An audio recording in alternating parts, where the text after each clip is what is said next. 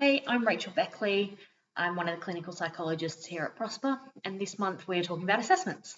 There are lots of different types of assessments, and Ashani's going to cover that later in the month as well.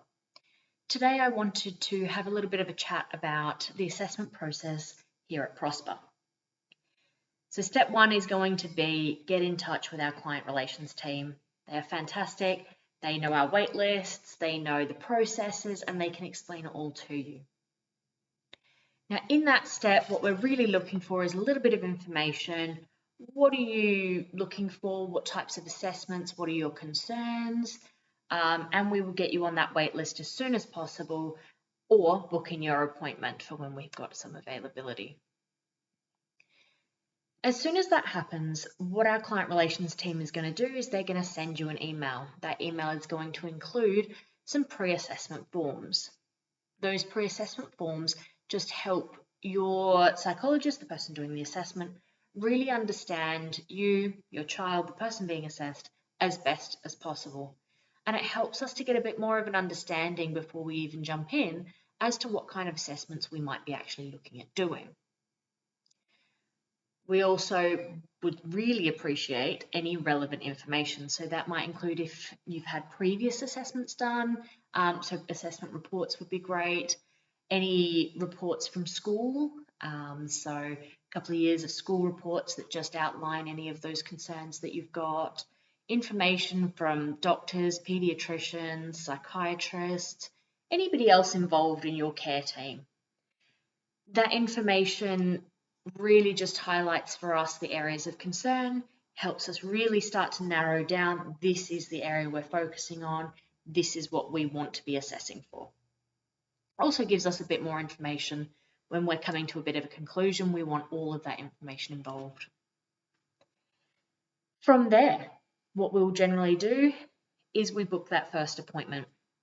That will either be with yourself as an adult or with a caregiver, parent, as a young person.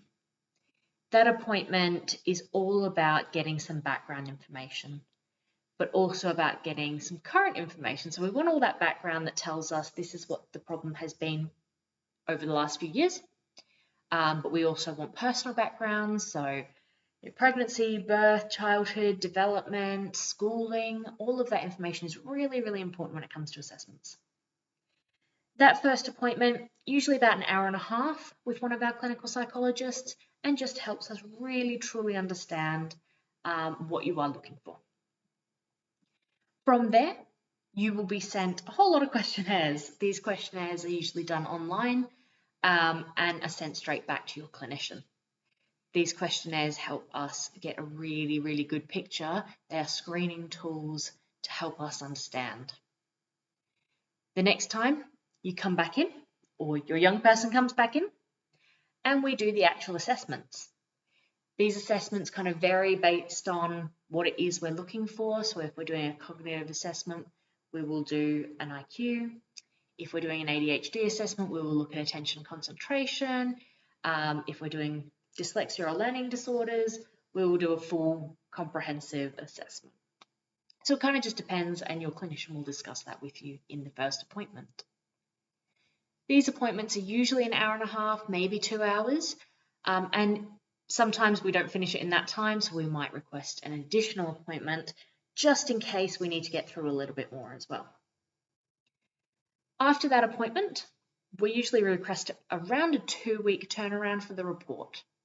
The reason the report takes that time is that often we have to do all the scoring from the assessments. We have to go through more liaison time with teachers, GPs, other people that might be involved in that assessment process as well. After that, once the report is finished, you will be contacted just to book a feedback appointment. It's usually about a half-hour appointment, can be done face-to-face or online. And that appointment is all about us just giving you that answer of what did we find, what are the outcomes, and what are the recommendations that we're suggesting based on the presentation and the results that we have seen. From there, we'll usually send you a draft report.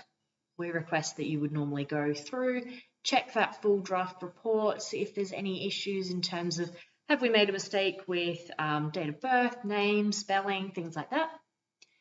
and then get that back to us with any questions you might have as well.